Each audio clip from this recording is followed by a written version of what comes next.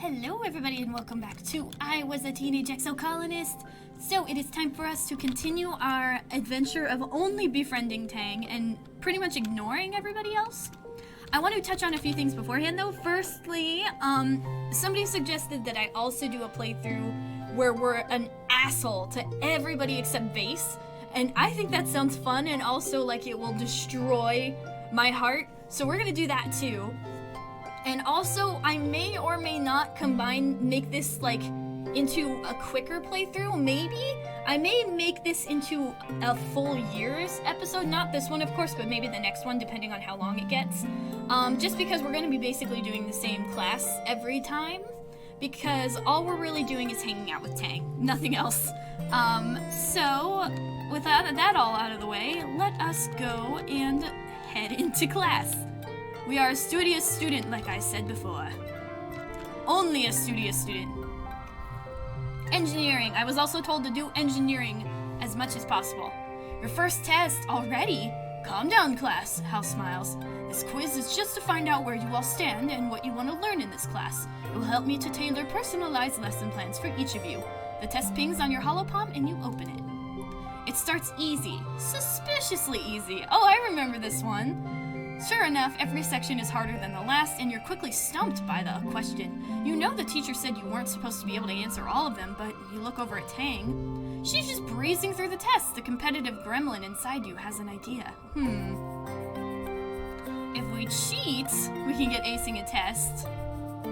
But I don't want to lose friendship with Tang. And we have enough stuff that we could probably just breeze through it if we push through.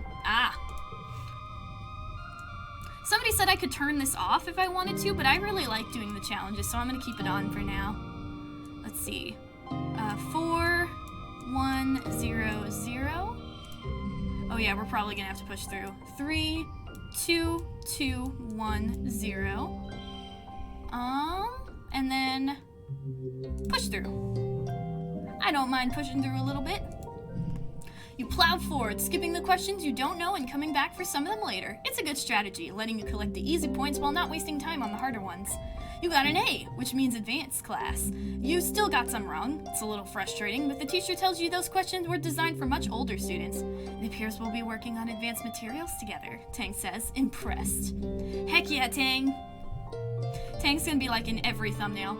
Oh, Vertumnalia! Uticott and the council have called a festival to celebrate life here on planet Vertumna. Everyone gathers in the colony square to hear Governor Uticott's speech. In Earth's history, Uticott begins, and then clears her throat and waits for everyone to quiet down. Ahem. In Earth's history, Vertumna was known as the god of seasons, change, gardens, and fruit. It's no coincidence that our forebears of the Vertumna project chose to take on such an auspicious name in the hopes of seeding future bountiful seasons of humanity. We will continue this tradition of Vertumnalia, a midsummer festival to celebrate our Vertumna, this lush planet upon which we find ourselves today. I'm gonna be a good person this time. I don't care about anything other than class. Everyone cheers and applauds. The members of the council all get up on stage one at a time to give their own short speeches. Governor Uticott announces each one. We know all of these. Our mom is still alive. Melatonin is still here. Not for long, because we're probably not going to save anyone other than Tammy. When it's your mother Fludlu's turn, she announces that tonight you'll be eating some of the very first crops grown from Vertumnan soil. Your eyes go to the feast table. Aboard the Stratosphere, it would have been mostly soy-based foods from the nanoprinters, spiced up with what precious fruits and vegetables could be grown in the small growing bays. This year, the Earth's plants look even less robust than usual, but they're supplemented by some Vertumnan plants you've come to appreciate. Juicy potato pods and slabs of edible fungi. Uticott takes the stage after everyone on the council has said their piece. What is a festival without festivities, she asks. Professor Hal and Chief Security Red have organized a 3-part competition for the kids. Good luck, children. Which one do you join? The science fair. Tangent competes, of course, entering her study of the ship's hydro-recycling system. It was previously used to make urine drinkable, but she offers that it could now be turned to new uses. Despite how many times she says the word pee, it's still boring, but she put a lot of effort into it. Tammy has a science project too. She tells you she wasn't strong enough for the strength competition and was too scared to go on stage for the talent show, so science fair it is. You think her experiment was supposed to be putting white flowers in red food coloring to turn them red, but all the flowers turned blue instead. Tammy can't explain why, and she just keeps blushing and giggling in embarrassment. The flowers are very pretty, though. She tucks one behind your ear for good luck as you prepare to give your presentation. Alright, let's present the project. Let's see if we can do it. 4, 3, 2. Not bad. I do have one mushwood log. 3, 2, 1, 0. But I may save that for... I want to save up for when Rex gets here, because apparently you can help the siblings reconcile if you work on it, which I think would be fun to do. 1, 1, 1, 0. There we go. And that would work pretty good in a tangent thing, too. You worked hard on your project. It's a baking soda and vinegar volcano with a twist. You grind up a native rock as the soda part and use the juice from a native plant for the vinegar part. Your dad helped with the idea. Just a little, though. You use it to explain the native acids and bases on Vertumna. They're very strong, so the resulting explosion splatters all over the judges. It's a crowd pleaser, earning you top prize in the science fair. Heck yeah, we got more friendship. After the festivities are over, everyone takes time off for a much-needed break. During the fierce heat of dust, a few days' rest is exactly what you need. You feel refreshed. Perfection, and now we can just keep speeding through some engineering classes. Tammy! Tangent is watching a construction crew build scaffolding from the new engineering pavilion. They're using mushwood, which is so light that one person can easily lift a 10-meter-long pole and stack it into place. She points towards them. Human beings are so great, don't you think? Before we landed, this was all just dirty jungle. Now it's civilization. I've been learning about adaptability in writing in biology class. The books say it's what set us apart from animals. Like we don't need fur because we can make warm clothes, and if it's too hot, we can make air conditioners instead. Maybe the animals have neat adaptations. Tangent rolls her eyes at you. Maybe, but even if they do, I haven't seen any sign of intelligent life here. It's just those big dumb xenofauna. Some animals here are smart. Tangent looks skeptical. They're still animals, Yabby. Maybe they're just pretending to be nice so you'll feed them. You're lucky it didn't eat you. She folds her arms. Dorpsmoth looks cute, but one can eat through a bag of rice in less than 30 minutes. Even an herbivore can be dangerous here. It doesn't have to want to eat you to be able to hurt you. Together, you watch as the foreman puts the blueprints for the scaffolding onto the floating screen of her holopalm and raises it to the scaffolding to check their process. I'd like to see an alien do that, Tang says primly. Humans look defenseless and weak, but we're the strongest species in the galaxy. Who else can literally bend reality to their will? Not a stupid alien, that's for sure. She puts one finger to her chin. I'm living proof that humanity is greater than our biology, she says. All of us are really with our genetic enhancements. We're the next step in humanity's evolution from great ape to galactic superspecies. Alright then, whatever floats your boat. Although I did date an alien in a past life, so... Tammy almost doesn't notice you approach. She's bent over her holopalm, intently taking notes, until you get close enough that her ears wiggle, and she looks up surprised. Oh, hello, Yabby, she greets you cheerfully.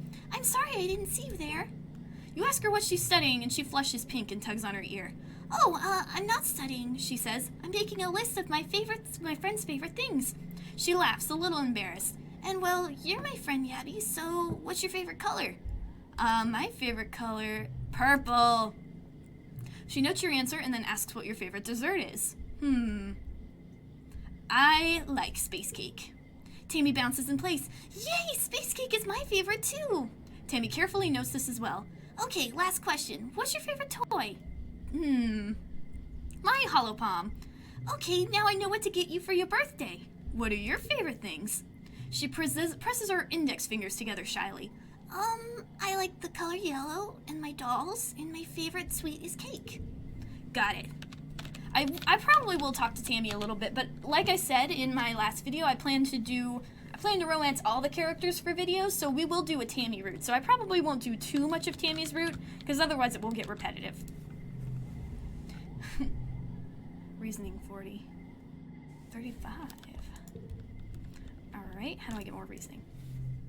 Let's see. More engineering, perhaps? So much math! It's everywhere! Physics is math, computers run on math, electricity, mechanical engineering, chemistry, anything to do with space. Math! Behind everything is some equation or another to calculate how to turn one thing into something else or to tell how efficient something is. They should have called this whole branch of science math-engineering. 4, 2, 2, 0, 0. Woo! Perfection.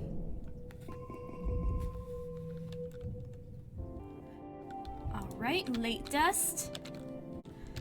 I wish I had a gift to give Tangent, but literally the only thing she likes is the thing that doesn't spawn until, like, dust.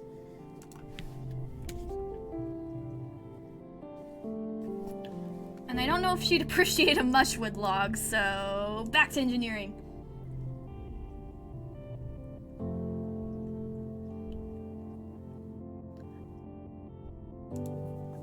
It's field trip day! You and the class visit the engine room to study how the ship works and how it continues to power everything in the colony.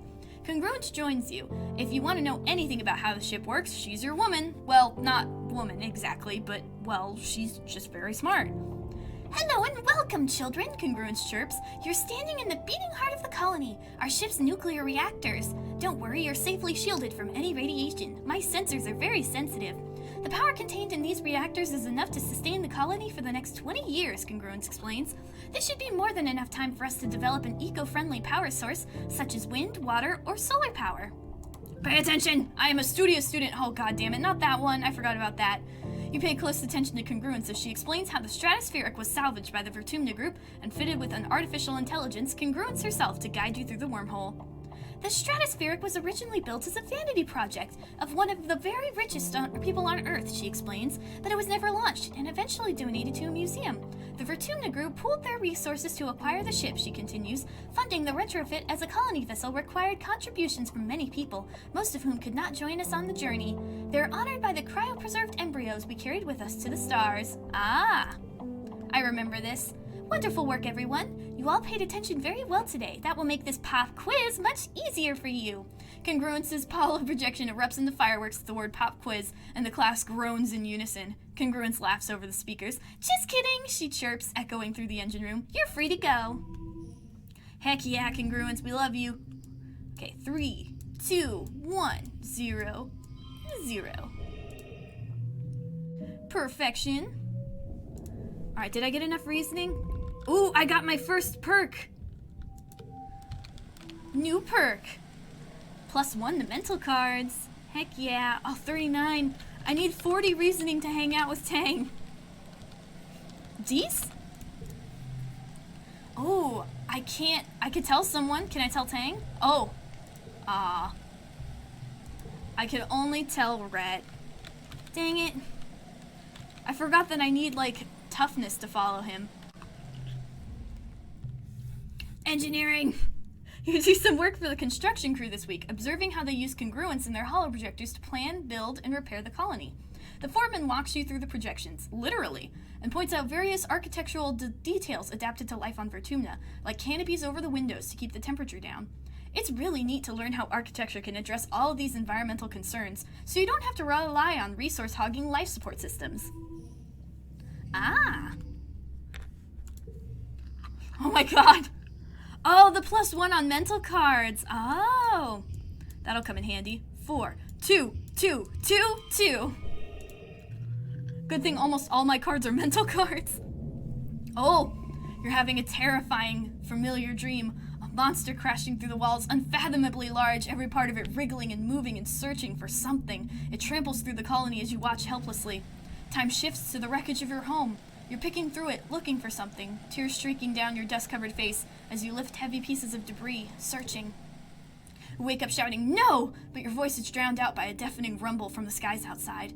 The bedroom window is covered in water? It's pouring down from the clouds. You guess this must be rain, but you've never experienced it before.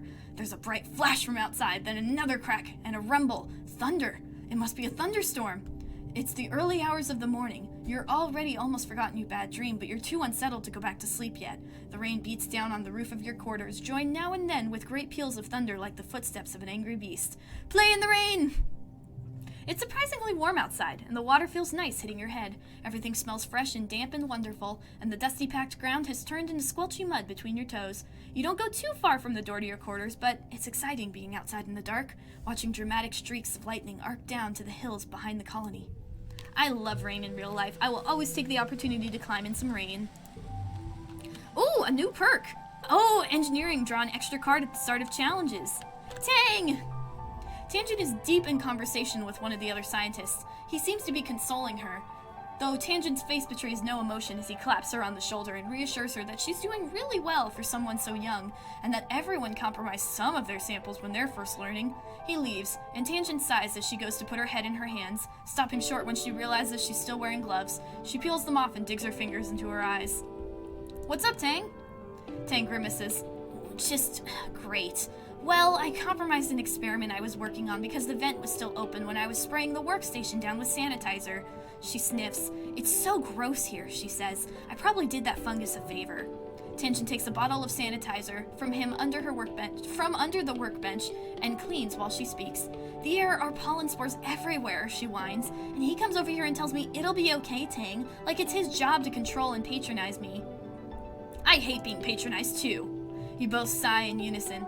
I hate being young, she says bitterly. Why don't they understand that we have higher expectations for ourselves than they do? I need to learn from my own failures. What I don't need, she continues icily, is someone to pat me on the head and tell me it's okay and the adults will make it all better. I messed up, she says. Just let me fix it. Don't make a big deal about it like I'm a child with a boo-boo. Yeah, I'm going to continue to... Oh, study together. You offered help Tangent with her schoolwork, but she just shrugs you off.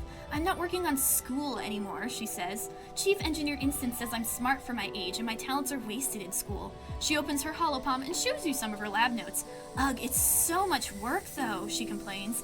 Honestly, maybe it would be better to be like everyone else. Unintelligent people seem happier. Just then, an enemy and the creche kids go tearing by with a sports ball, hollering at the top of their lungs. Tang shudders.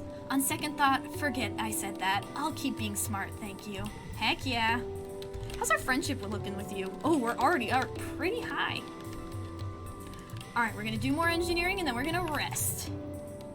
Professor Howell is a first-class nerd. You can almost always ask him a question that makes him spiral off into a long explanation, going into way more detail than you'd ever need to know. It's a useful skill for those days when you don't feel like doing schoolwork. Oh yeah, speaking of Howell, even though he is our teacher, we're not gonna save him. I'm just warning you now, because if we don't save him, then we will be able to apparently do something with congruence, which I do want to do. Because apparently that'll get us help, I think. I think it's the root access code thing to stop the hydroponics from getting destroyed. Alright, but now we definitely need to relax. We are exhausted and stressed, so let's relax in the lounge. The lounge is a long, well-lit hall along the outer hull of the ship's midsection. It's strewn with tables and cushions and serves as a communal living room for the tiny one-room spaces every family is assigned. You flop down into the lounge big beanbag pile with some of the other kids. Cal is dazed, peaceful look on his face. The air smells so good on Vertumna, and so does the dirt even. You notice his clothes are filthy, but obviously Cal couldn't care any less. An enemy bounces in. Holy crap, there's so much space to run around and play in. Common Chief Rhett set up an outdoor sports ball court and it's way huger than the old one on the ship. Tangent carefully selects one cushion from the pile and perches on it. The school's expanding to some of the empty engineering bays, she tells you, and we're getting a big new lab to do experiments using local resources. There's so much to learn about this planet. An enemy rolls her eyes, but Tang continues. We shouldn't forget our studies just because we've landed, she says primly. Tang's right, school's important. Tammy nods in agreement. It's scary out there, she mumbles. I'm going to stay close to our quarters for now. You've had less of the deja vu dreams come to life feeling this week, and you're starting to think you'd even imagined it. But suddenly you get a prickling sensation in the back of your neck and remember that Mars is about to enter the lounge and tell everyone to look outside. You stare at the door. Mars walks through it as if on cue. OMG! Everyone look outside! They're hosting a flag over command, she says, clapping her hands excitedly. You know what that means, right? She stands tall with her hands on her hips. Vertumna is officially humanity's first exocolony ever. You look out at the flag, feeling dizzy, and silently mouth the words along with what she says next. You remember this moment so well. This is history, kids, she exclaims, wrapping an enemy and Tangent under each arm. And we're here. History in the making. Wondering go away. The days have been getting shorter, with only the yellow sun barely skimming the horizon. One morning you wake up in darkness and have to check your holopalm to know what time it is. You see a holostream from Mars. Good morning to all my pals, if you can even call it morning. They've named it glow season because everything is crazy glowing out there in the dark. I'm staying the heck inside for the next month. What's the point of even going out if you can't see anything? It's going to be a long, boring month. No way it looks cool out there. You peek out the window. The wormhole is the biggest you've ever seen it, like a massive fiery ring in the sky. The planet must be very close to it now. And out in the jungle, something new is taking place. The plants are flowering, glowing iridescent blooms, and everything is full of life. There are strange new sounds, long hooting calls and gurgling roars. After Mars's message is a notice from the council warning everyone to stay safe inside. Tammy's dad and the other surveyors have been called back, and the gates closed for the month. There's a tension in the air, as if everyone is waiting for something. An attack! It's coming! And this time, we don't care. Oh, hi, Mom. Bye, Mom. I'm going to engineering. I must continue my quest to be the smartest person next to Tang, and then date Tang. The wormhole is so visible in glow, you and your classmates take a trip just outside the walls and set up telescopes, an old Earth technology the nanoprinters can easily replicate, to try and get a closer look. Heck yes! Alright, let's see. 4, 3, 3, 2, 2, woo! Oh yes, look at that engineering! The endless dark of glow season must be getting to you. All week you've been having nightmares. Something is coming. Something bad is about to happen. A dreadful mantra repeats in your head. You're hardly even surprised when the emergency sirens start up. You peek out at the gates. Yes, they should be closed, but they're open, just as you dreamed, or remembered, but the details are foggy. There were monsters. The closest assembly point is the children's creche, but from the opposite direction, you hear shouting and loud popping noises. Gunfire? Is the colony under attack? Not my problem. You find Deece and Tammy in the creche. Tammy gestures for you to come crouch under the table next to them and takes your hand fearfully. The lights are dim. Are you scared? Tammy asks quietly, her eyes wide and tear-filled. Of course I'm scared. You comfort Tammy, who cries softly while you wait for it to be over. She's worried about her dad, Tonin, the head surveyor, who was working at the gate when it started. You grew up here. Feels weird to be hiding here, like you were just little kids again.